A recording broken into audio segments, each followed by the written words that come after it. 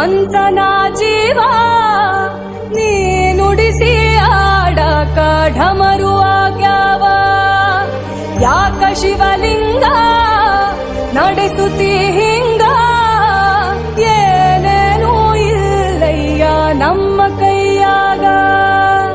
ಎಡವಿಸಿ ತಾಳ ಉರುಳಿಸಿ ದಾಳ ನಡೆಸಿದಿ